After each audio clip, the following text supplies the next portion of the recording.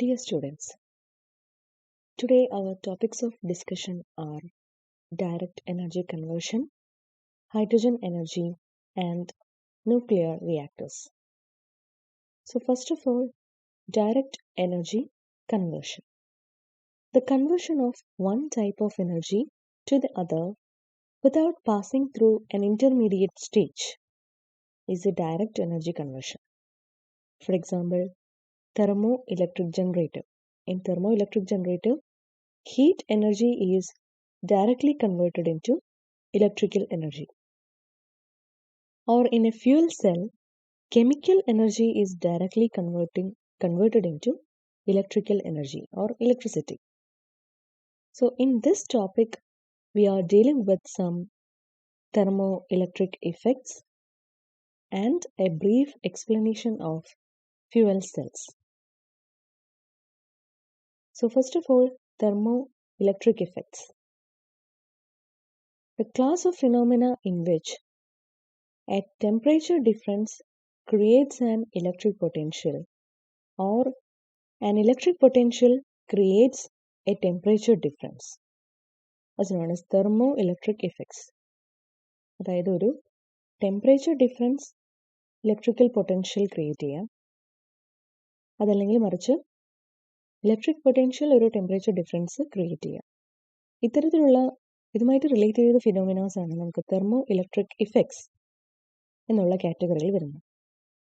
The various thermoelectric effects are Seebeck effect, Peltier effect, Thomson effect, and Joule effect. Now let's see Seebeck effect in detail. It states that if two dissimilar materials are joined to form a loop and two junctions maintained at different temperatures, an EMF will be set up around the loop. So look at the picture here.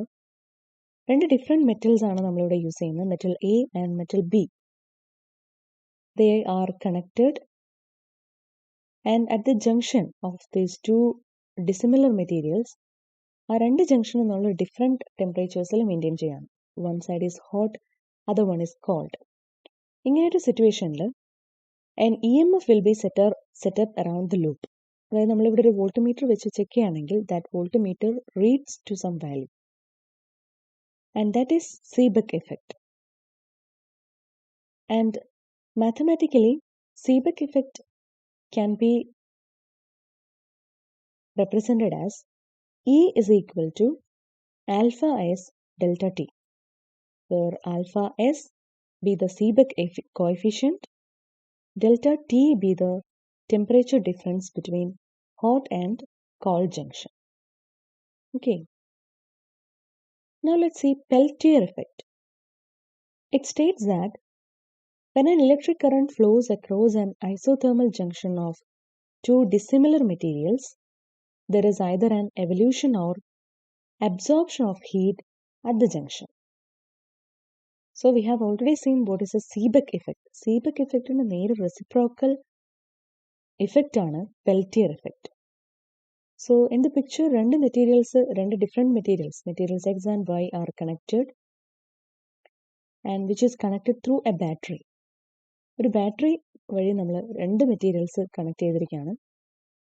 Battery connect ചെയ്തുകൊണ്ട് തന്നെ നമുക്ക് പറയാം there is a current flow through this material Y and X. So according to Peltier effect, ഈ രണ്ട് materials connect ചെയ്തിരിക്കുന്ന ജംഗ്ഷനിൽ there is either an evolution or absorption of heat. So this is Peltier effect. Mathematically, Peltier effect represent ചെയ്യുന്നത് Peltier coefficientന്റെ ടേംസിലാണ്. And Peltier coefficient is the heat evolved or absorbed at the junction per unit current flow per unit time, or alpha P1 to 2, or alpha P1 minus alpha P2 is equal to Qp by I, where Qp represents the Peltier heat, the heat evolved or absorbed at the junction, and I is the Peltier current per unit time. Next is fuel cells. So it is a direct energy conversion device. So what is a fuel cell? It is an electrochemical device in which the chemical energy of a conventional fuel is converted directly and efficiently into low voltage direct current electrical energy. Or ഒരു simplified രൂപത്തിൽ പറയുകയാണെങ്കിൽ chemical energy is directly converted into electrical energy in a fuel cell. നമ്മൾ use ചെയ്യുന്ന conventional ഫ്യൂവലിൻ്റെ chemical എനർജിയാണ് actually converted ആവുന്നത് into electrical energy of low voltage and direct current. ഏറ്റവും simplified ആയിട്ടുള്ള ജനറലി യൂസ്ഡ് ആയിട്ടുള്ള fuel cell is hydrogen and oxygen fuel സെല്ലാണ്. So more specifically നമുക്ക് പറയാം it is an electrochemical device that combines hydrogen and oxygen to produce electricity with water and heat as its byproduct. And next is the difference between fuel cell and a commonly used cell or a battery. We know that a primary battery means a single use battery. This can only be used once. For example, dry cell, nammal sadharana kanunna battery. Or a secondary battery. Secondary battery means rechargeable battery. For example, nickel cadmium cell. This primary battery or a secondary battery actually stored electrochemical energy within its container and needs recharging or replacement. But in the case of fuel cells do not need recharging or replacement. That is a major difference between fuel cells and ordinary cell. Let's see what are the advantages, disadvantages, and applications of fuel cells. So first of all, the advantages. Fuel cell, there is a conversion of chemical energy into electrical energy is happened. That conversion efficiencies are very high. So that is the major advantage of a fuel cell. Conversion efficiencies are high. And it requires little attention and less maintenance. Fuel cells can be installed near the use point, thus reducing electrical transmission requirements and accompanying losses. Fuel cells നമുക്ക് directly നമുക്ക് use ചെയ്യുന്ന പോയിന്റിൽ അത് install ചെയ്യാം. അതേസമയത്ത് മറ്റുള്ള electricity generating systems എല്ലാത്തിലും we have to use transmission lines use ചെയ്യണം. അപ്പോൾ ട്രാൻസ്മിഷൻ ലോസസ് ഉണ്ടാവും. അപ്പോൾ ഫ്യൂവൽ സെല്ലിൻ്റെ ഏറ്റവും മേജർ അഡ്വാൻറ്റേജ് എന്ന് പറയുന്നത് ഇലക്ട്രിക്കൽ ട്രാൻസ്മിഷൻ റിക്വയർമെൻറ്റ്സും ലോസസും എല്ലാം റെഡ്യൂസ് ചെയ്യാം, since it can be installed near the use point. And of course it is a pollution free സെല്ലാണ് fuel cell. Pollution free means അതിൽ കെമിക്കൽ റിയാക്ഷൻ, ഇപ്പോൾ ഒരു ഹൈഡ്രജൻ ഓക്സിജൻ ഫ്യൂവൽ സെല്ലാണ് നമ്മൾ യൂസ് ചെയ്യുന്നതെന്നുണ്ടെങ്കിൽ the reaction byproducts എന്ന് പറയുന്നത് വാട്ടറും ഹീറ്റും ആയിരിക്കും, വിച്ച് ആർ എൻവയോൺമെന്റലി ആക്സെപ്റ്റബിൾ. അതേസമയത്ത് ഫോസിൽ ഫ്യൂവൽസും യൂസ് ചെയ്തിട്ടുള്ള ഫ്യൂവൽ സെൽസ് ഉണ്ട്. ഫോസിൽ ഫ്യൂവൽസും യൂസ് ചെയ്യാം. When fossil fuels are used as reactance, അൺഡിസറബിൾ ആയിട്ടുള്ള നൈട്രജൻ ഓക്സൈഡ്സ് ഒന്നും പ്രൊഡ്യൂസ് ചെയ്യുന്നില്ല. സോ അതും ഒരു അഡ്വാൻറ്റേജ് ആണ്. സോ പൊല്യൂഷൻ ഫ്രീ ആണ് fuel cells. Next is disadvantages. High initial cost, low service life, problems for refilling in vehicles are the major disadvantages of using fuel cells. Next is applications. So these fuel cells can be used for primary and backup power for commercial and residential buildings in remote area. ഒരു domestic യൂസിൽ നമുക്ക് fuel cells നമുക്ക് domestic യൂസേജിന് ഉപയോഗിക്കാം. And use to power fuel cell vehicles including automobiles, aeroplanes, boats etcetera. അപ്പോൾ automotive വെഹിക്കിൾസിൽ നമ്മളിപ്പോൾ fuel cells use ചെയ്യുന്നുണ്ട്. സെൻട്രൽ പവർ സ്റ്റേഷൻസിൽ ഉപയോഗിക്കാം. And in space projects Do you know the first commercial use of fuel cell was in NASA space program to generate power for satellite and space capsules. നാസയുടെ space പ്രോഗ്രാംസിലാണ് ആദ്യമായി ഒരു commercial use of fuel cell വന്നത്. സാറ്റലൈറ്റ്സിനും space ക്യാപ്സൂൾസിനും എല്ലാം power കൊടുക്കാൻ വേണ്ടിയാണ് fuel cells അവിടെ use ചെയ്തത്. So these are the applications of fuel cells. Next is components and working theory of a fuel cells. First of all, the components. What are the different components of a fuel cell? The major components are anode, cathode, electrolyte, container, separators, sealing, fuel supply and oxidizer. സാധാരണ ഒരു സെല്ലിന് ആവശ്യമുള്ള anode, cathode, ഇലക്ട്രോലൈറ്റും എന്നീ ഭാഗങ്ങൾ എന്നീ components fuel സെല്ലിനും ആവശ്യമാണ്. Anode is the negative electrode or the fuel electrode. ആ സൈഡിലാണ് നമ്മൾ ഫ്യൂവൽ സപ്ലൈ ചെയ്യുന്നത്. Cathode is the positive electrode and at that side oxidizer നമ്മൾ ഇൻപുട്ട് കൊടുക്കുന്നത് കാഥോഡ് സൈഡിലാണ്, or it is the oxidant electrode. അയോൺസിന് പാസേജിന് വേണ്ടി ഒരു ഇലക്ട്രോലൈറ്റ് ഉണ്ട്. That anode and cathode are dipped in this electrolyte. So these are the major components of a fuel cell. Next is working theory of a fuel cell. So look at the picture here. The fuel, ഒരു hydrogen oxygen fuel cell ആണ് use ചെയ്യുന്നുണ്ടെങ്കിൽ direct hydrogen or reformed hydrogen is the fuel here. That fuel undergoes oxidation at anode and releases electrons. Anode സൈഡിൽ fuel ഏതാണോ ഉപയോഗിക്കുന്നത്, ഇപ്പോൾ ഹൈഡ്രജൻ്റെ case എടുക്കുകയാണെങ്കിൽ hydrogen undergoes oxidation. Oxidation means the releasing of electrons ആണ്. Actually ഹൈഡ്രജൻ്റെ അയോൺസിൽ നിന്നും electrons release ചെയ്യുന്നു. Hydrogen ആറ്റത്തിൽ നിന്നും electrons release ചെയ്യുന്നു. And these electrons flows through the external circuit to the cathode. ഈ ഇലക്ട്രോൺസ് എക്സ്റ്റേണൽ സർക്യൂട്ട് വഴി കാഥോഡിൽ എത്തുന്നു.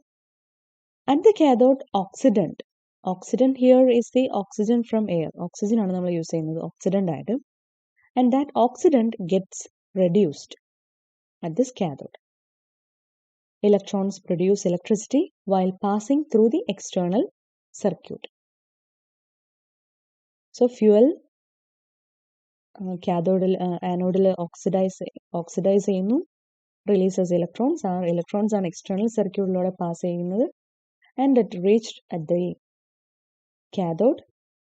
അവിടെയാണ് ഓക്സിഡൈസർ ഇൻപുട്ട് കൊടുക്കുന്നത്. കാഥോഡ് സൈഡിൽ ഓക്സിഡൈസർ, നമ്മൾ ഓക്സിജൻ ആണ് കൊടുത്തിരുന്നെങ്കിൽ ഓക്സിജൻ റെഡ്യൂസ് ചെയ്യുന്നു. സോ ഫ്യൂവൽ ഓക്സിഡൈസർ സപ്ലൈ കൊടുക്കുന്ന അത്രയും സമയം നമുക്ക് ഇലക്ട്രിസിറ്റി ജനറേറ്റ് ചെയ്യാൻ സാധിക്കുന്നു. That is, electricity is generated continuously as long as fuel and oxidant are supplied to the electrons. So this is a working theory of a fuel cell. Next topic എന്ന് പറയുന്നത് hydrogen energy ആണ്. As I have mentioned earlier, hydrogen നമുക്കൊരു fuel ആയിട്ട് use ചെയ്യാം. In the fuel cell നമ്മൾ fuel ആയിട്ട് use ചെയ്തത് pure hydrogen ആയിരുന്നു. So we can say that it is an alternative energy of future. Fossil fuels എല്ലാം തീർന്നുകൊണ്ടിരിക്കുകയാണ്. So ഒരു alternative energy ആയിട്ട് നമുക്ക് ഹൈഡ്രജൻ എനർജി കണക്കാക്കാം. അപ്പോൾ ചില ടോപ്പിക്സ് ആണ് ഇനി ഹൈഡ്രജൻ എനർജിയുമായിട്ട് റിലേറ്റ് ചെയ്ത് കാണുന്നത്. Hydrogen energy has a tremendous potential because it can be produced from water which is abundant in nature. ഹൈഡ്രജൻ്റെ മെയിൻ സോഴ്സ് എന്ന് പറയുന്നത് വാട്ടറാണ്. Water is H2O. അപ്പോൾ വാട്ടർ എന്ന് പറയുന്നത് നേച്ചറിൽ അബണ്ടൻ്റ് ആയിട്ട് കിട്ടുന്നതുകൊണ്ട് തന്നെ ഹൈഡ്രജൻ എനർജിയുടെ പൊട്ടൻഷ്യൽ എന്ന് പറയുന്നത് ട്രെമൻഡസ് ആണ്. Also hydro carbons, fossil fuels എല്ലാം ഹൈഡ്രജൻ റിച്ച് ആയിട്ടുള്ള കാര്യങ്ങളാണ്. So hydrogen is actually abundant in nature. Hydrogen has the highest energy content per unit mass. ഒരു ഏറ്റവും നല്ലൊരു എനർജി കാരിയറിന് വേണ്ട ഗുണം എന്ന് പറയുന്നത് highest energy content per unit mass ആണ്. അപ്പോൾ ഹൈഡ്രജൻ ആണ് highest energy content per unit mass ഉള്ളത്. And the simplest way to obtain hydrogen from water is its electrolysis. നമുക്കറിയാം H2O electrolysis വഴി, അതായത് splitting of H2O into its ions means H plus and OH minus. OH minus ഉം H plus ഉം ആയിട്ട് അതിൻ്റെ H2O split ചെയ്യുന്നു. That splitting is known as electrolysis. അപ്പോൾ hydrogen ലഭിക്കാനുള്ള ഏറ്റവും സിംപ്ലസ്റ്റ് വേ എന്ന് പറയുന്നത് electrolysis of water ആണ്. Next is the main issues associated with the use of hydrogen. So hydrogen ഒരു എനർജി കാരിയർ ആയിട്ട് യൂസ് ചെയ്യുകയാണെങ്കിൽ production, storage and transportation, utilization, safety and management, economy, ഇത്തരം റിലേറ്റഡ് വിഷയങ്ങളിൽ ഹൈഡ്രജൻ എനർജി ഉപയോഗിക്കുന്നതുമായിട്ട് problems ഉണ്ട്. Because hydrogen is highly inflammable gas. അപ്പോൾ അത് transport ചെയ്യാനും യൂട്ടിലൈസ് ചെയ്യാനും മാത്രമല്ല അതിൻ്റെ സേഫ്റ്റി മാനേജ്മെൻറ്റുമെല്ലാം സങ്കീർണമാണ്. And next is hydrogen is an efficient and clean fuel. That is one of the major advantage of this hydrogen energy. Let's say the properties of hydrogen. The first one is burning process is pollution free. The burning process എന്ന് പറയുന്നത് pollution free ആയിട്ടുള്ളതാണ്. And standard heating value of hydrogen gas is 12.1 megajoule per cubic meter. Heating value of liquid hydrogen is 120 megajoule per kilogram. So heating value എന്നുകൊണ്ട് ഉദ്ദേശിക്കുന്നത് മറ്റു natural gas, petroleum പോലുള്ള ഫ്യൂവൽസിനെ സംബന്ധിച്ചിടത്തോളം, energy കാരിയറിനെ സംബന്ധിച്ചിടത്തോളം ഹൈഡ്രജനും കമ്പാരബിൾ ആയിട്ടുള്ള heating value ആണ് ഉള്ളതെന്ന് കാണാം. ലിക്വിഡ് ഹൈഡ്രജൻ ആയിക്കോട്ടെ, പ്യുവർ ഹൈഡ്രജൻ ആയിക്കോട്ടെ, that are all comparable with the fuels we are used nowadays. And it is a light gas at room temperature and pressure. Hydrogen can be liquefied at minus 253 degrees Celsius at atmospheric pressure. Combustion of hydrogen with oxygen from air results in release of energy and water as byproduct. So hydrogen and oxygen combine ചെയ്ത് അതിന് combustion നടക്കുകയാണെങ്കിൽ എനർജിയും വാട്ടറും ആയിരിക്കും by product. അതുകൊണ്ട് തന്നെ pollution free ആയിട്ടുള്ള ഒന്നാണ് ഹൈഡ്രജൻ എനർജി എന്ന് പറയുന്നത്. Okay, next is advantages of hydrogen as A fuel. As I have mentioned, hydrogen has A very high energy content per unit mass. അതിൻ്റെ മേജർ അഡ്വാൻറ്റേജ് ആണ്. Burning is non-polluting. Hydrogen can easily be transported and distributed through pipelines, as in the same way as natural gas.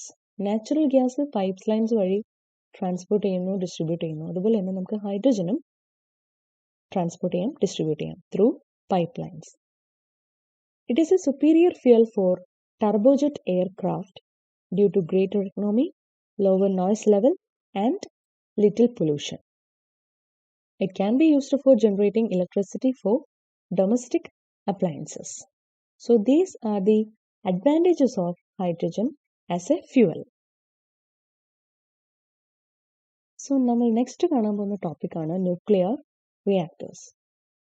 So അതിന് definition and classification ആണ് പ്രധാനമായും ശ്രദ്ധിക്കേണ്ട കാര്യങ്ങൾ. So first one is the definition. We are starting with the definition of a nuclear reactor. So nuclear reactor is an apparatus in which nuclear fission is produced in the form of a controlled self-sustaining chain reaction, or it is a controlled chain reacting system supplying nuclear energy. Nuclear reactor എന്ന് പറയുന്നത് nuclear fission self controlled ആയിട്ട് ഒരു chain reaction രീതിയിൽ നടത്തുന്ന ഒരു apparatus ആണ്. So what is meant by fission process? നമ്മൾ ചെറിയ ക്ലാസ്സിൽ കേട്ടതാണ് nuclear fission. When a heavy unstable nucleus is bombarded with neutrons, that heavy nucleus splits into fragments of equal mass and energy is released. ഒരു heavy nucleus ന്യൂട്രോൺസുമായി bombard ചെയ്യുകയാണെങ്കിൽ ആ heavy nucleus ഇതിൻ്റെ unstability മൂലം that heavy nucleus splits into fragment. അത് ചെറിയ nucleus ആയിട്ട് splitted ആവുന്നു. And with the release of energy. അതിനെയാണ് ന്യൂക്ലിയർ ഫിഷൻ എന്ന് പറയുന്നത്. അപ്പോൾ ഒരു ന്യൂട്രോൺ മൂലം നമ്മളൊരു ഹെവി ന്യൂക്ലിയസിനെ സ്പ്ലിറ്റ് ചെയ്യുന്നു. സ്പ്ലിറ്റ് ചെയ്തതിന് ശേഷം 2 ഫ്രാഗ്മെന്റ് ന്യൂക്ലിയ ആയിട്ട് അത് ഡിവൈഡ് ചെയ്യുന്നു. Also neutrons are generated. Neutrons generate ചെയ്യുന്നുണ്ട്, ഈ ഫ്രാഗ്മെന്റ് ന്യൂക്ലിയയിൽ ജനറേറ്റ് ചെയ്യുന്നുണ്ട്. അപ്പോൾ ജനറേറ്റ് ചെയ്ത ഫിഷന് ശേഷം ജനറേറ്റ് ചെയ്ത ന്യൂട്രോൺസ് വീണ്ടും മറ്റ് ഹെവി ന്യൂക്ലിയകളുടെ ഫിഷന് കാരണമാകുന്നു. അങ്ങനെ ഈ പ്രോസസ്സ് റിപ്പീറ്റ് ചെയ്യുന്നു. And that is called a chain reaction.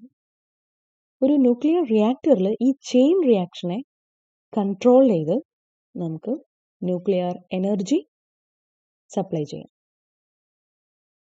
അതാണ് controlled chain reacting system supplying nuclear energy. അങ്ങനെ ഒരു ഡെഫിനിഷൻ ന്യൂക്ലിയർ റിയാക്ടറിന് വന്നത്. It produces many useful products like heat, neutrons and radio isotopes. ഒരു nuclear റിയാക്ടറിൽ നിന്ന് പവർ ജനറേറ്റ് ചെയ്യാൻ വേണ്ടിയുള്ള ഹീറ്റ് എനർജി മാത്രമല്ല കിട്ടുന്നത്, ന്യൂട്രോൺസ് ലഭിക്കുന്നുണ്ട്, റേഡിയോ ആക്റ്റീവ് ആയിട്ടുള്ള റേഡിയോ ഐസോട്ടോപ്സ് ലഭിക്കുന്നുണ്ട്. So many useful products we obtain from a nuclear reactor. Heat produced during fission is used to make steam that spins a turbine to generate electricity. Heat energy, fission process വഴി generate ചെയ്യുന്ന heat energy coolant വഴി നമുക്ക് വാട്ടറിലേക്ക് കടത്തിവിട്ട് വാട്ടറിനെ സ്റ്റീമാക്കി convert ചെയ്യാം ഈ ഹീറ്റ് എനർജി യൂസ് ചെയ്തുകൊണ്ട്. And that steam spins a turbine to generate electricity. അങ്ങനെ ന്യൂക്ലിയർ പവർ പ്ലാന്റ്സിൽ ഇലക്ട്രിസിറ്റി ജനറേറ്റ് ചെയ്യുന്നത് ഈ രീതിയിലാണ്. Next is mechanism of heat production. ഒരു ഫിഷൻ പ്രോസസ്സിൽ അല്ലെങ്കിൽ ഒരു ന്യൂക്ലിയർ റിയാക്ടറിനകത്ത് എങ്ങനെയാണ് ഹീറ്റ് പ്രൊഡ്യൂസ് ചെയ്യുന്നത്. And that is the mechanism of heat production. പിക്ചറിൽ കാണുന്ന പോലെ ന്യൂട്രോൺ ഒരു ഹെവി ന്യൂക്ലിയസ്, ഒരു യുറേനിയം 235 ആണ് ഇവിടെ എക്സാമ്പിൾ എടുത്തിരിക്കുന്നത്. അങ്ങനെയുള്ളൊരു അൺസ്റ്റേബിൾ ആയിട്ടുള്ള ഹെവി ന്യൂക്ലിയസിൽ ബൊമ്പാർഡ് ചെയ്യുന്ന സമയത്ത് the heavy nucleus splits into 2 fragments ആയിട്ട് ഡിവൈഡ് ചെയ്യുന്നു ആൻഡ് റിലീസ് ഓഫ് എനർജി. അതിനൊപ്പം ന്യൂട്രോൺസ് ജനറേറ്റ് ചെയ്യുന്നുണ്ട്. And that neutrons again creates fission of the other uranium 235 nuclei. So most of the energy is imparted to the 2 fission fragments into which the nuclei divides. ഈ ഒരു പ്രോസസ്സിൽ fission process നടക്കുന്ന സമയത്ത് most of the energy is imparted to the 2 fission fragments. Heavy nucleus split ചെയ്ത ശേഷം ഉണ്ടാകുന്ന fission ഫ്രാഗ്മെന്റ്സിലേക്കാണ് most of the എനർജിയും ലഭിക്കുന്നത്. So they are moving with a very high speed. The kinetic energy of the fission products is converted to thermal energy when these nuclei collide with nearby atoms. So ഇങ്ങനെ produce ചെയ്യുന്ന nucleus split ചെയ്ത് ലഭിക്കുന്ന fragments അതിന് kinetic energy ഉണ്ട്. So they are moving with a very high speed. എന്നാൽ അത് ഇരിക്കുന്ന container എന്നുള്ളത് റെസ്റ്റ് കണ്ടീഷനിലുള്ള ആറ്റംസും അവിടെ ഉണ്ട്.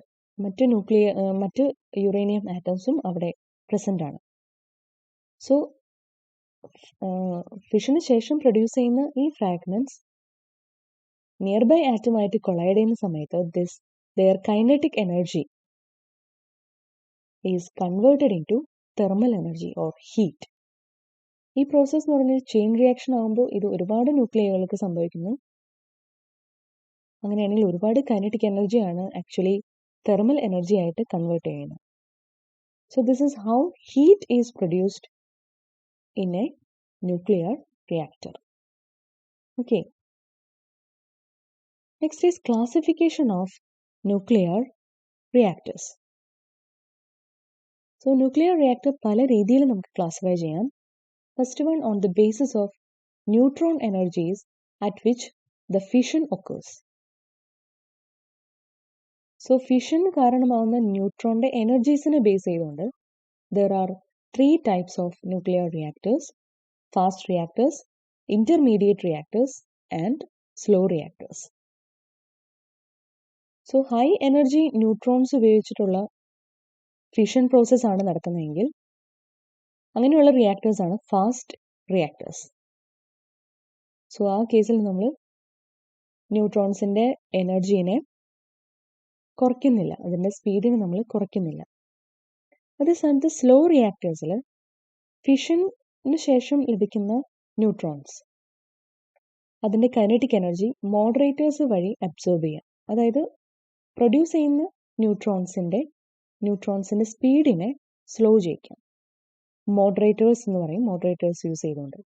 അങ്ങനെ വരുമ്പോൾ അങ്ങനെയുള്ളൊരു ന്യൂക്ലിയർ റിയാക്ടറിനെയാണ് നമ്മൾ സ്ലോ റിയാക്ടേഴ്സ് എന്ന് പറയും. അവിടെ ലോ എനർജി ആയിട്ടുള്ള ഓർ തെർമൽ ന്യൂട്രോൺസ് ആണ് യൂസ് ചെയ്യുന്നത്.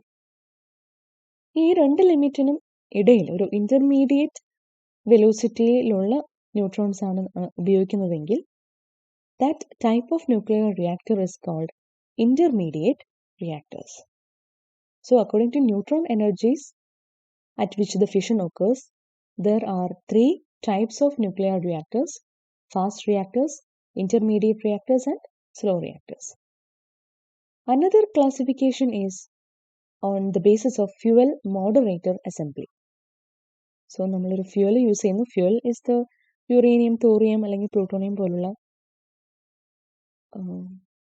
മെറ്റീരിയൽസ് ആയിരിക്കും ഫ്യൂവലായിട്ട് ഉപയോഗിക്കുന്നത്. മോഡറേറ്റർ എന്ന് പറയുന്നത് ഫിഷന് ശേഷം പ്രൊഡ്യൂസ് ചെയ്യുന്ന ന്യൂട്രോൺസിനെ സ്ലോ ഡൗൺ ചെയ്യിക്കാൻ ഉപയോഗിക്കുന്നതാണ് moderator.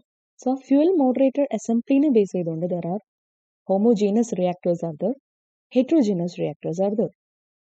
In homogeneous reactors, fuel and moderator are mixed to form a homogeneous material. ഫ്യൂവലും മോഡറേറ്ററും ഒന്നിച്ചാണ് ഉപയോഗിക്കുന്നത്. ഒരു മെറ്റീരിയൽ രീതിയിലാണ് ഉപയോഗിക്കുന്നത് homogeneous റിയാക്ടേഴ്സിൽ.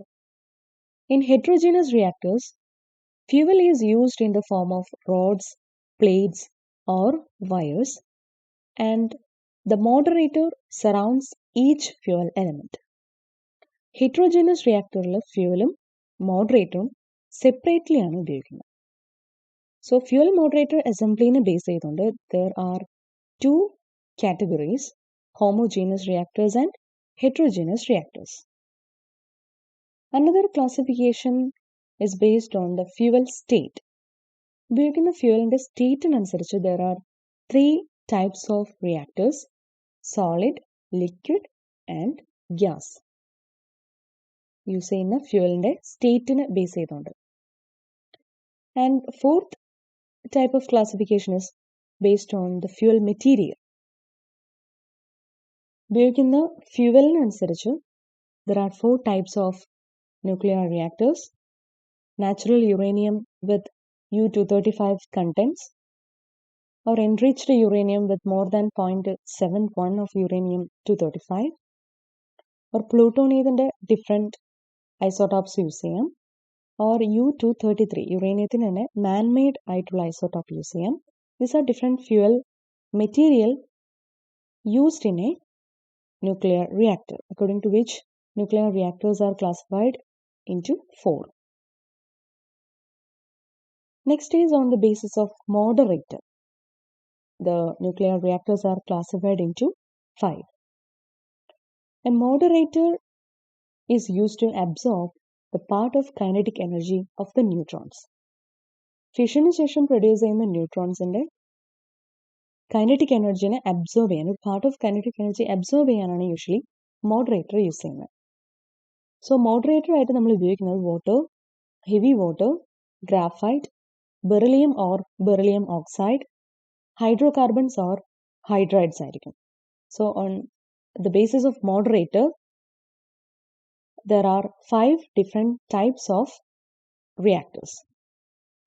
And another classification is based on the principal product: